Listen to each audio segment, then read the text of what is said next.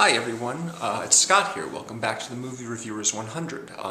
I am wrapping up this week's theme, which is disgusting makeup effects. This is a fun topic for a lot of horror fans. I know we have a lot of horror fans on YouTube making videos like this, and James, of course, did a fantastic video a couple days ago on David Cronenberg's The Fly, which would have been one of my top picks if I'd gotten to it first. No hard feelings, James. It's a really good review. Enjoyed hearing him talk about the makeup and how important it is that practical, latex makeup and appliances be used rather than CGI, because CGI has this artificiality. I'm of the opinion that most visual effects throughout film history look fake in one way or another. If it's not a blue screen, then it's stop motion and CGI, of course, and there are a few examples where it really looks good and convincing, but for the most part, CGI, whatever the technique, it usually looks a little bit fake. With the makeup, though, that's always a good thing, to have the makeup rather than use post-production to distort someone's face, because it's just that harder to buy into. Of course, latex makeup isn't quite as flexible as CGI, but still, there's upsides and downsides to everything. So since no one has talked about it, I thought that I'd talk a little bit about The Thing. Not only John Carpenter's film from 1982, but also the more recent The Thing, which came out in 2011. And I'm wondering, when they first announced this movie and I saw the advertisements for it, I thought, oh, they're doing a remake of The Thing. But it's not actually a remake, it's a prequel. Which makes me wonder, why did they call it The Thing then? Couldn't they find some sort of variation? I mean, all they did basically was remove John Carpenter's name and just called it The Thing. The original black and white The Thing and John Carpenter's film are based on a story called Who Goes There? And it's about an alien that replicates people. It disguises itself, changes its form to disguise itself as people. So the person, standing right next to you could be an alien, you wouldn't know it. I've enjoyed thinking about this because it makes me wonder about the alien itself, the process. If you've seen Terminator 2, you'll remember that the T-1000 can break into little pieces or droplets, depending on what temperature it is, and move around. Of course, it really only works to the best of its ability when all those little droplets and little bits of sentient liquid metal converge and merge into one particular entity, which then can walk around and take on the forms of other people, obviously. That's the other thing that's similar with The Thing.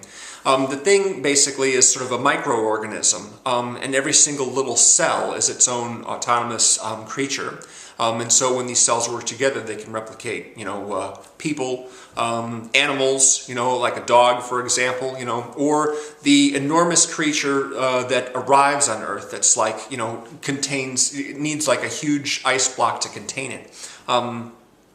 In the beginning of John Carpenter's The Thing, of course, we see a dog basically approach an American base in Antarctica, and it's being pursued by a Norwegian helicopter, which this guy is basically trying to kill the dog because he knows it's an alien.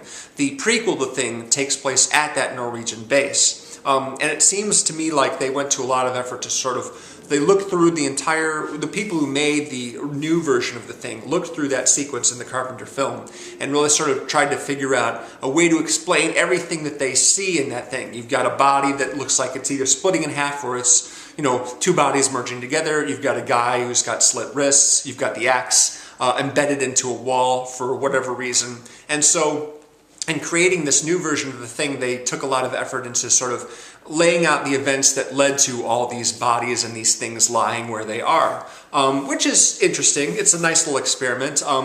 But again, if you like the sense of mystery about the Norwegian base, you would just want to watch the Carpenter film and wonder, gee, what exactly happened here, and make all sorts of speculations about it.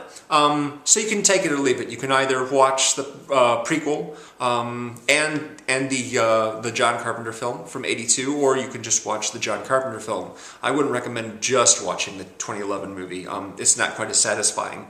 What's really great about the Carpenter film, of course, is the characters. All those great character actors like Wilford Brimley and Donald Moffat and David Keith, and of course Kurt Russell as the main character, the guy who leads the crusade against the alien and really sort of spearheads all the efforts to keep it contained and figure out which of the guys on the team are aliens. In the prequel, the main character is Mary Elizabeth Winstead. She's a biological scientist. She's been asked to come to Antarctica because they've discovered the alien in the ice, thrown apparently from its spacecraft after having crashed there thousands of years ago. So they bring the block of ice into their Norwegian lab, basically, which is where she's going to base her experiments on.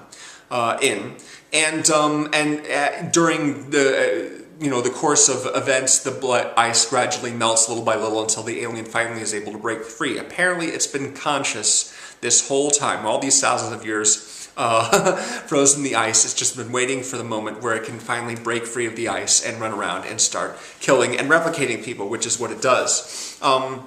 The creature is huge, but of course the creature isn't actually the thing itself. It is just another being that the thing has replicated. And as the plot of both films go on, you see characters questioning which of them are actually human, which of them have the alien inside it, which of them have cells basically that are actually really extraterrestrial, not really human, only the appearance of something human. So I was thinking about how the alien not only replicates the form, of course, but also immediately understands, instinctively is able to comprehend all the things that it needs in order to pretend to be human. It's like there's a part of the victim's mind that is retained. It is driven by this alien, but the alien itself is able to speak and think and function and understand customs and relations with other people, memories and everything like that. It's able to do all those things to create a perfect hiding place for itself. And only when it's discovered or it needs to replicate itself further in private does its extraterrestrial side come out. I thought that was it's a fun thing to think about. It's a great concept for a creature. And of course, there's a lot of suspicion amongst the characters as to who's a creature and who isn't. And they formulate all these tests. In the original version, they tried doing a blood test, basically, testing to see whether or not the blood reacts in a defensive, hostile way to, say, a hot needle, which is a great scene from the original film. It's a terrific scene. In the remake, they talk a little bit about teeth fillings. They say, okay, well, obviously, alien can replicate biologically a human, but not any artificial parts such as, I think one character had like a metal rod in its leg and the alien wasn't able to replicate that. And so isn't able to replicate teeth fillings. So they check everyone who has teeth fillings, and anyone who doesn't could potentially be an alien, which of course some of them are and some of them are probably not. So as for the makeup effects itself, obviously in the new version there's a lot of CGI in that, but it does have its practical effects. There's a scene where a guy basically, he kind of splits down the middle. Well, when he's threatened, when the alien inside the character is threatened, remember all these people behave like they're ordinary human beings until the moment in which the alien realizes that it's in trouble or is about to be discovered, so it fights back.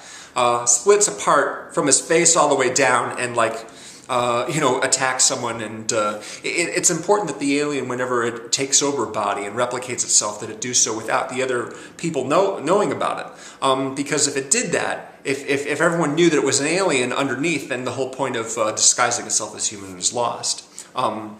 My favorite effect, or at least the one that I found most disgusting, is when a guy basically has an arm grow legs and crawl up his arm and try to attach itself to his face. And he's grabbing onto it, trying to keep it away, but eventually it gets to his face. And once the alien touches you, then you're pretty much done for. I'm not really sure why the alien didn't sprout, because it can sprout all sorts of appendages if it wants to at a moment's notice.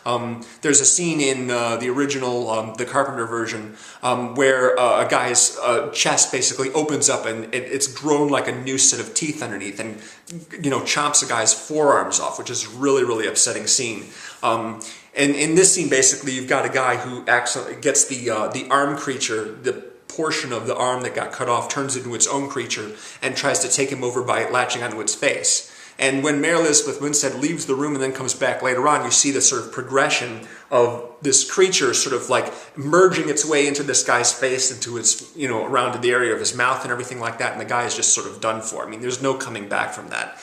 And I'm thinking to myself, obviously this is all made up, it couldn't actually happen, but what if you were the guy in that situation? You were actually conscious while this thing was, you know, merging with your face, and you couldn't do a thing about it, couldn't pull it off or anything like that. It gives me the willies, really gives me the willies. That was a practical makeup effect in the new version, and it was quite good, quite unsettling. And I wish that Mary Elizabeth Winstead had just taken a second before she hit the flamethrower and burned the guy alive to kind of go, you know, just because it's just such a revolting sight. And there's plenty of revolting sights, even more so in the original. Rob Bottin, of course, this is the film that kind of like made his career. You know, everyone was so impressed by his work in the film. You know, the head that grows the spider legs and sprouts extra pairs of eyes, all kinds of crazy things in the Carpenter film. Carpenter film, by the way, is one of the classics of science fiction horror movie. It and Halloween are two great movies, and you know, it's just, you know, they're a very, very strong picture overall.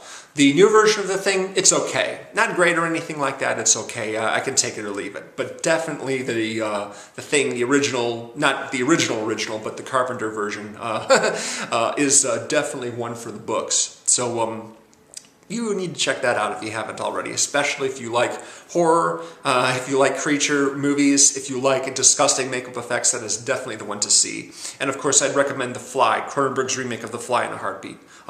Be sure to check out James's video if you haven't already.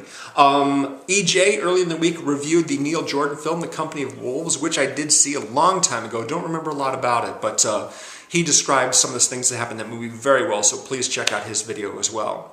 We've got a new theme starting tomorrow, so please tune in for that. Please subscribe if you haven't already. There's a link below to our Facebook page as well, where you can suggest themes, give us feedback, anything like that. We'd love to hear from you. Take it easy, and have a good one. Bye.